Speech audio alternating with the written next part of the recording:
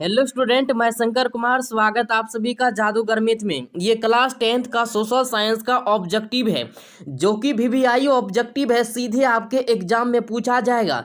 Exam को बहुत कम समय बचा है, 1 महीना यानी कि एग्जाम को बचा है। अगर आप 1 महीना के अंदर सबसे अच्छा नंबर लाना चाहते, जल्दी से आप इस चैनल से ज्वाइन हो जाइए। जितने भी छात्र छात्रा है, यहाँ पे सिर्फ आपको वही क्वेश्चन बताया जाता है जो आपके एग्जाम में आता है। ज़्यादा वीडियो यहाँ पे नहीं डाला जाता है। देख सकते हैं आप चैनल में जाकर के सिर्फ ऑब्जेक्टिव डालते हैं जो आपके एग्जाम में सीधे पूछा जाएगा। ऐसा नहीं कि एक ही सेट का जो है 10-10 ऑब्जेक्टिव सेट हम डालते हैं। यहाँ पे आप देख सकते हैं ये बहुत ही इंपॉर्टेंट ऑब्जेक्टिव है जो सेलेक्ट किया गया है। मुद्रण का आविष्कार कहाँ हुआ था? जल्दी से बताइए, मुद्रण का आविष्कार कहाँ हुआ था मेरे डियर साथियों, मेरे डियर स्टूडेंट? एक का सही आंसर क्या हो जाएगा? मुद्रण का आविष्कार जो है मेरे डियर साथियों चीन में हुआ था। ऑप्शन इसका यानी बी करेक्ट आंसर हो जाएगा। जितने भी छात्र छात्रा है, जल्द से जल्द आप लोग चैनल से ज्वाइन हो जाइए। 1 महीना के अंदर जो है आपको यहाँ से टॉपर बनाएंगे, ठीक है। और जो भी ऑब्जेक्टिव यहाँ पे डालेंगे वो ऑब्जेक्टिव आपके सीधे एग्जाम से लड़ेगा। विश्व की प्रथम पेपर मिल की स्थापना हुई थी। ये सारा वीवीआई ऑब्जेक्टिव है मेरे डियर साथियों। विश्व की प्रथम पेपर मिल की स्थापना हुई थी, कहाँ हुई थी? जर्मनी में, फ्रांस में, चीन में, इंग्लैंड में। जल्दी से बताइए मेरे डियर साथियों कहाँ हुआ था? 2 का सही आंसर हो जाएगा चीन में। ऑप्शन इसका यानी सी करेक्ट आंसर हो जाएगा। इसके बाद देखिए 95 थीसिस किसने लिखी? 95 थीसिस किसने लिखी मेरे डियर साथियों? Rousseau, Karl Marx, Martin Luther, Gutenberg ने। जल्दी से बताइए कौन लिखा था मेरे डियर साथियों? 3 का सही आंसर हो जाएगा यानी मार्टिन लूथर। ऑप्शन इसका यानी सी करेक्ट आंसर हो जाएगा। आप लोग एकदम अच्छा से तैयारी करते रहिए, ऑब्जेक्टिव जो भी डालते हैं कंप्लीट करते रहिए। एक भी ऑब्जेक्टिव आपका एग्जाम में नहीं छूटेगा।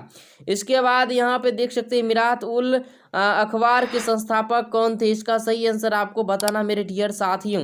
4 का सही आंसर हो जाएगा राजा राम मोहन राय। ऑप्शन इसका यानी ए सही आंसर हो जाएगा। जल्द से जल्द आप लोग शेयर मारिए एक बार। कौन तापीय विद्युत परियोजना बिहार में है? ये जो क्वेश्चन आप देख रहे हैं बहुत ही इंपॉर्टेंट क्वेश्चन है मेरे डियर स्टूडेंट, बहुत इंपॉर्टेंट क्वेश्चन है। यहाँ पे देख सकते हैं 4 ऑप्शन है, आप सही आंसर दे सकते हैं, आप भी आंसर दे सकते हैं कमेंट बॉक्स में। 5 का सही आंसर हो जाएगा इनमें से सभी। ऑप्शन इसका यानी डी करेक्ट आंसर हो जाएगा मेरे डियर साथियों। ऑल इंडिया रेडियो का नाम बदलकर आकाशवाणी कब किया गया? कब किया गया था मेरे डियर साथियों? ये किया गया था ऑल इंडिया रेडियो का नाम बदल करके आकाशवाणी कब किया गया था? अगर कुछ जानते हैं तो आंसर आप दे सकते हैं। 6 नंबर का सही आंसर हो जाएगा 1957 में आकाशवाणी नाम रखा गया था, ठीक है। इसके बाद यहाँ पर देख सकते हैं एल्युमिनियम किस खनिज से संबंधित है? एल्युमिनियम किस खनिज से संबंधित है मेरे डियर साथियों? जल्द से जल्द बताइए। 7 का सही आंसर क्या हो जाएगा? यानी बॉक्साइट से। ऑप्शन इसका यानी डी सही आंसर हो जाएगा। इसके बाद है नंदा देवी राष्ट्रीय उद्यान कहाँ है? इसका सही आंसर बताना। उत्तर प्रदेश में, उत्तराखंड में, केरल में, झारखंड में। इसका सही आंसर क्या हो जाएगा मेरे डियर साथियों? 8 का सही आंसर हो जाएगा उत्तराखंड। ऑप्शन इसका यानी बी करेक्ट आंसर हो जाएगा। इसके बाद यहाँ पर है मनरेगा शुरू हुई थी। मनरेगा कब शुरू हुई थी मेरे डियर साथियों? आंध्र प्रदेश में, इसके बाद राजस्थान में, गुजरात में, कर्नाटक में। जल्दी से बताइए मनरेगा शुरू हुई थी कहाँ पर शुरू हुई थी? सबसे पहले राजस्थान में, गुजरात में, कर्नाटक में। जल्दी से बताइए। 9 का सही आंसर हो जाएगा आंध्र प्रदेश में जो है सबसे पहले मनरेगा जो है शुरू हुई थी। ऑप्शन इसका यानी ए सही आंसर हो जाएगा। इसके बाद है निम्न में से कौन गैर आर्थिक आधारभूत संरचना का अंग है? जल्दी से आपको आंसर बताना फटाफट, जो भी स्टूडेंट आंसर जानते हैं। ऊर्जा है, शिक्षा है, यातायात है, संचार है। चलिए कौन सा आंसर सही हो जाएगा? 10 का सही आंसर हो जाएगा शिक्षा। क्या हो जाएगा? शिक्षा। ऑप्शन इसका यानी बी सही आंसर हो जाएगा। इसके बाद है विश्व व्यापार संगठन WTO की स्थापना कब हुई थी? जल्दी से बताइए मेरे डियर साथियों। विश्व व्यापार संगठन WTO की स्थापना कब हुई थी? चलिए जल्दी से बताइए। 11 का सही आंसर क्या हो जाएगा? इसका आंसर हो जाएगा 1995, ऑप्शन इसका यानी डी सही आंसर हो जाएगा। इसके बाद है बंटलैंड आयोग संबंधित है, कहाँ संबंधित है? समावेशी विकास से, सतत विकास से, आधारभूत संरचना से, आर्थिक विकास से। चलिए जल्दी से बताइए इसका सही आंसर। एकदम इंपॉर्टेंट सब ऑब्जेक्टिव आपको यहाँ पे दिया गया, एकदम पकड़ के एकदम जो है आपको कंप्लीट कर लेना है। 12 का सही आंसर क्या हो जाएगा मेरे डियर साथियों? इसका आंसर हो जाएगा सतत विकास से, ऑप्शन इसका यानी सी करेक्ट आंसर हो जाएगा। आपको जो है सबसे अच्छा नंबर लाना है मेरे डियर साथियों। प्रथम राष्ट्रीय मानव विकास रिपोर्ट किस प्रधानमंत्री के कार्यकाल में जारी हुई? जल्दी से बताइए, प्रथम राष्ट्रीय मानव विकास रिपोर्ट किस प्रधानमंत्री के कार्यकाल में जारी हुई? राजीव गांधी के कार्यकाल में, अटल बिहारी वाजपेयी के कार्यकाल में, इंदिरा गांधी के कार्यकाल में, मनमोहन सिंह के कार्यकाल में? जल्दी से बताइए मेरे डियर साथियों। 13 का सही आंसर हो जाएगा मनमोहन सिंह के कार्यकाल में जारी हुआ था, ऑप्शन इसका यानी डी सही आंसर हो जाएगा। इसके बाद है नीति आयोग का गठन कब हुआ? नीति आयोग का गठन हुआ था, कब हुआ था मेरे डियर साथियों? जनवरी 2015 में, जनवरी 2016 में, फरवरी 2017 में, फरवरी 2018 में? जल्दी से बताइए मेरे डियर साथियों कब हुआ था। 14 का सही आंसर क्या हो जाएगा? जनवरी 2015 में हुआ था, ऑप्शन इसका। ठीक है, इसके बाद है भारत में सर्वप्रथम राष्ट्रीय आय का अनुमान किसने लगाया था? जल्दी से बताइए मेरे डियर साथियों, भारत में सर्वप्रथम राष्ट्रीय आय का अनुमान किसने लगाया था मेरे डियर साथियों? ये क्वेश्चन जो कंप्लीट कर लेंगे उसको एग्जाम में बहुत सहूलियत होगा, एकदम जो है आपका ऑब्जेक्टिव सही जाएगा। ठीक है, 15 का सही आंसर आपको बताना मेरे डियर साथियों। 15 का सही आंसर क्या हो जाएगा? दादा भाई नारोजी, ऑप्शन इसका यानी सी करेक्ट आंसर हो जाएगा। इसके बाद ग्रामीण बैंक के संस्थापक कौन थे मेरे डियर साथियों? जल्दी से बताइए मेरे डियर स्टूडेंट। 16 का सही आंसर हो जाएगा यानी विमल जलान, विमल जलान हो जाएगा। इसके आंसर जो है ये सी आंसर हो जाएगा। बहुत क्या करता है यहाँ पे देता है सी रंगराजन में, ये गलत है, ये भी गलत है, ठीक है, और ये भी गलत है। अब विमल जलान हो जाएगा। इसके बाद है बिहार में अति जल दोहन से किस तत्व का संकेंद्रण बढ़ा है? जल्दी से बताइए मेरे डियर साथियों, बिहार में अति जल दोहन से किस तत्व का संकेंद्रण बढ़ा है मेरे डियर साथियों?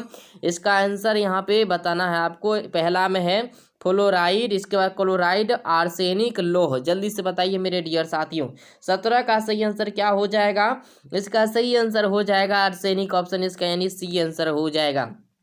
चिपको आंदोलन के प्रवर्तक कौन है मेरे डियर साथियों? जल्दी से बताइए, चिपको आंदोलन के प्रवर्तक कौन है?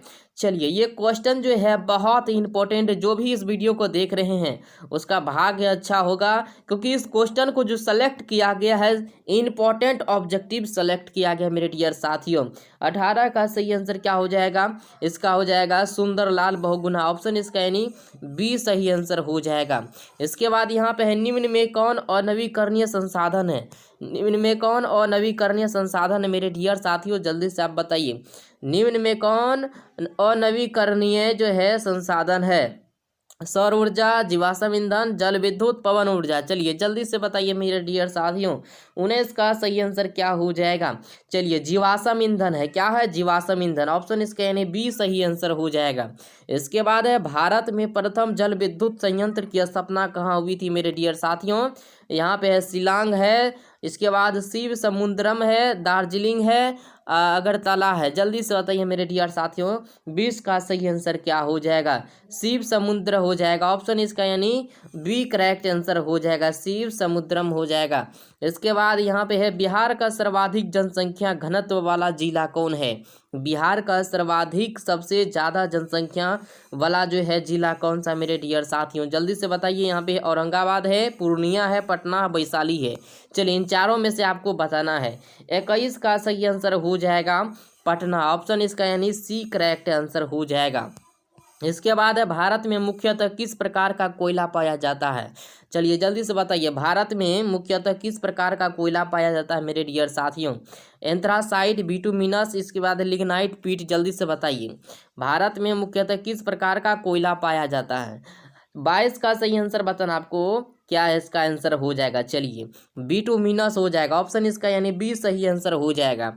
इसके बाद है भारत में सर्वाधिक वर्षा किस स्थान में होता है? जल्दी से बताइए, भारत में सर्वाधिक वर्षा किस स्थान पर होती है, किस स्थान में होती है, ये तो आपको 9th क्लास में भी पढ़ाए थे किस स्थान में होती है। तो इसका सही आंसर बताना है आपको मेरे डियर स्टूडेंट, जल्दी से बताइए।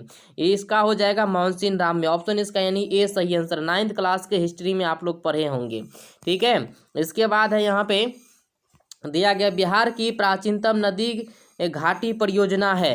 देखिए सारा 9th क्लास में भी ये सब पढ़े हैं आप लोग। बिहार की प्राचीनतम नदी घाटी परियोजना है, जल्दी से बताइए इसका सही आंसर। 24 का सही आंसर क्या हो जाएगा, दामोदर परियोजना, ऑप्शन इसका यानी डी सही आंसर हो जाएगा। इसके बाद यहाँ पे सहकारिता साख समिति कानून कब पारित हुआ, मेरे डियर साथियों जल्दी से बताइए, सहकारिता साख समिति कानून कब पारित हुआ। जल्दी से फटाफट आप लोग जो है शेयर कीजिए। आप लोगों के लिए बहुत मेहनत करके ये जो है PDF तैयार करते हैं, जो ऑब्जेक्टिव आपके लिए जो है लाभदायक है। तो आपको जो है लाइक करना है, ज़्यादा से ज़्यादा शेयर करना है, ताकि सभी बच्चा का तैयारी हो। 25 का सही आंसर क्या हो जाएगा मेरे डियर साथियों, जल्दी से बताइए। 25 का आंसर हो जाएगा 1904, ऑप्शन इसका यानी बी सही आंसर हो जाएगा।